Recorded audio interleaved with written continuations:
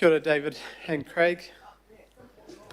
Yes, good afternoon, Mr. Chair. So, item 13. Just want to bring the mic a bit closer to you, sorry. Okay. Oh, right.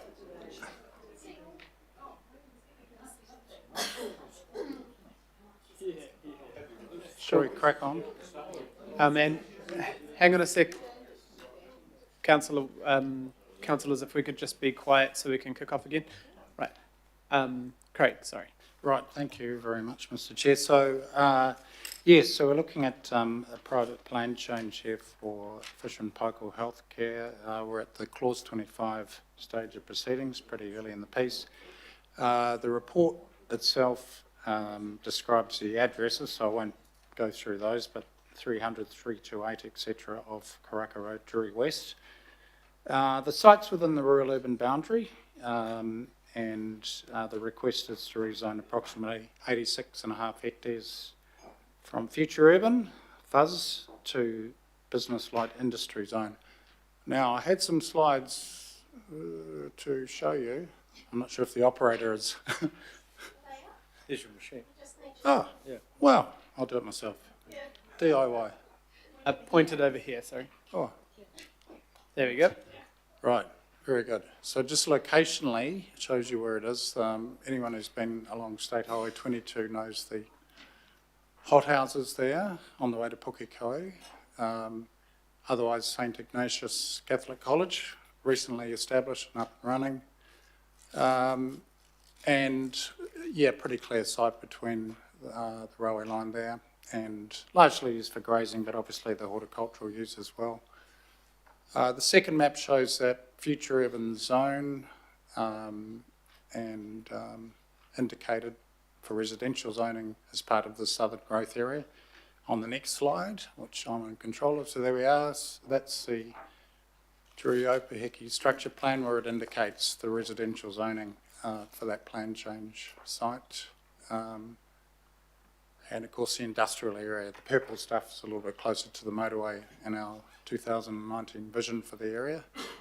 The last image on the right hand side is the concept master plan that's been provided to demonstrate what the land is capable of delivering from the applicant, of course, their master plan or their concept plan, and inclusive of long-term staged development of the campus over 30 years. So proposing on-site wastewater disposal in the early stages of development being buildings 1 to 3 and until bulk infrastructure is available. I think I've run out of slides at this point. Oh no, last one's about the railway station, which when I was in the Kiwi Rail website indicated that Ngākaro station was to be up and running in 2026.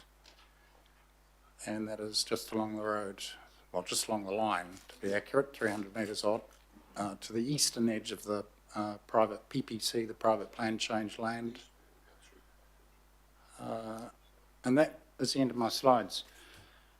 Now, David Wren is with me, of course, so I better introduce him properly. He's the primary author of the report. I can go through in a little further detail as you require, or just...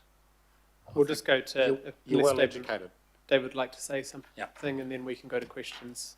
Showing everyone's read them. Just in general terms, it's a slightly unusual request because it's a bespoke kind of development. It's based on the Fisher and Paykel Healthcare research and manufacturing plant or campus really that exists at Highbrook, and it's basically once Highbrook is full and they've got one more building to build, once that's full they'll be looking to develop this new site which will take them through the next 30 years or so, and I guess that Fisher and Paykel have identified this as a bit of land that they can develop in the same way that they've developed the campus at Highbrook.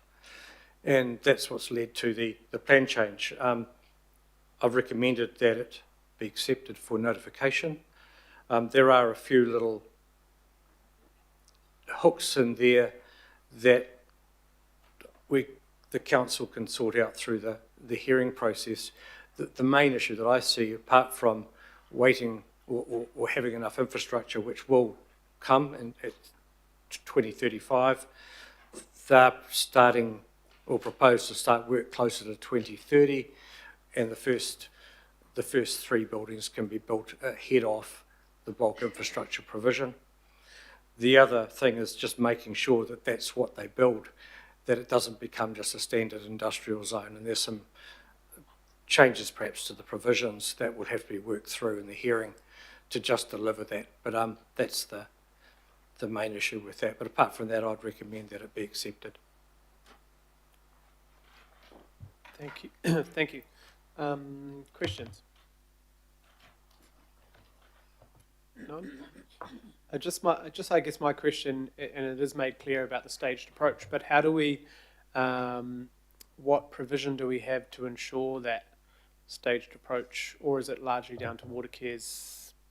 There's a couple of things that will potentially automatically make it a staged approach. It's what they've done in Highbrook, and basically these are quite large, I'm hesitant to say single-storey buildings because they're quite high, but if you can imagine, they're probably about 10 metres high, but they are factory come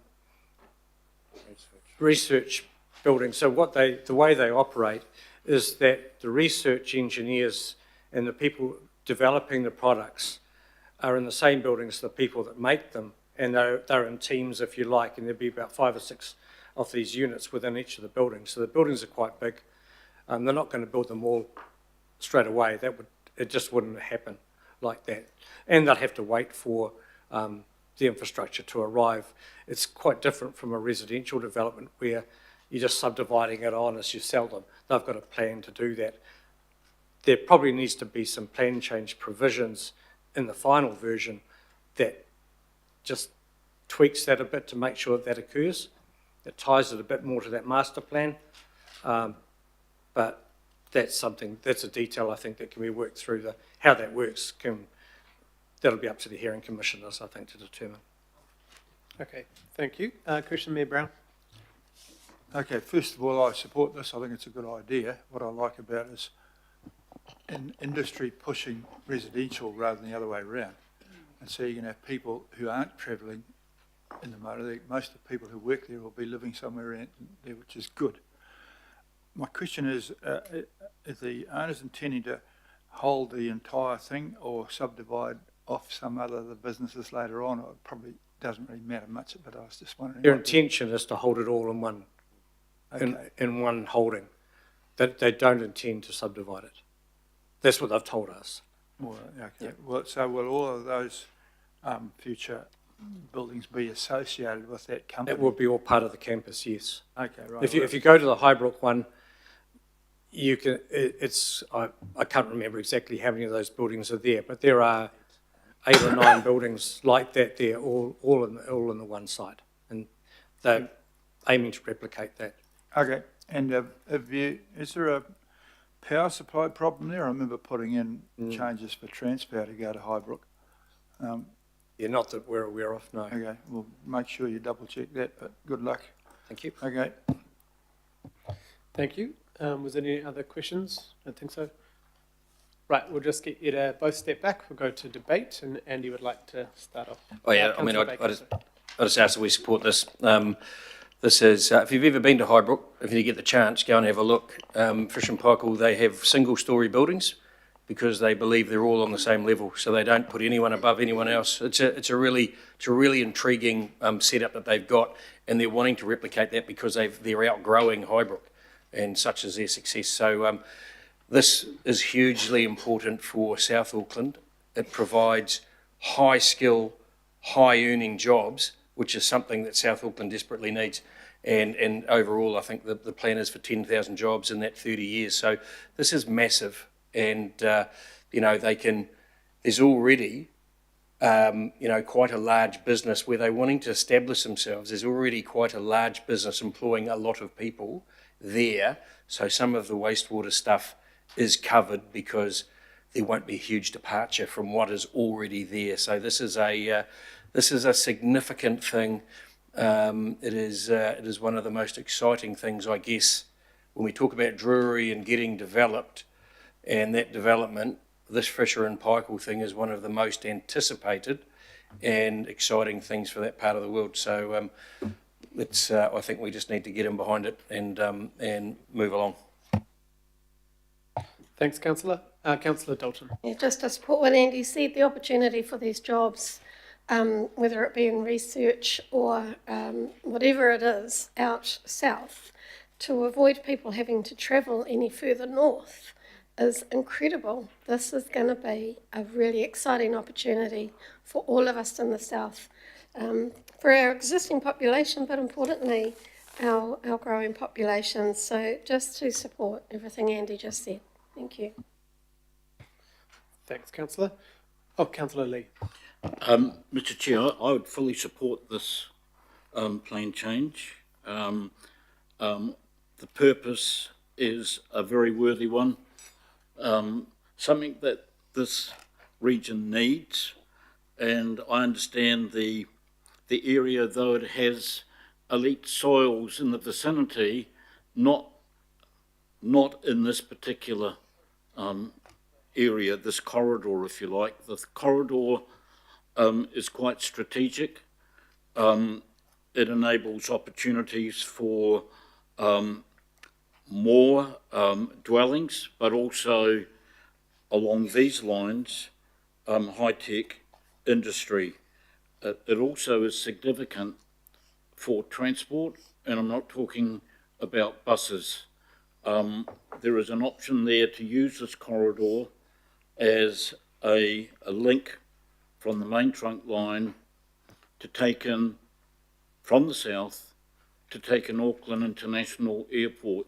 The area has strategic significance, and this sort of purpose, objective, enterprise is something that we should be supporting.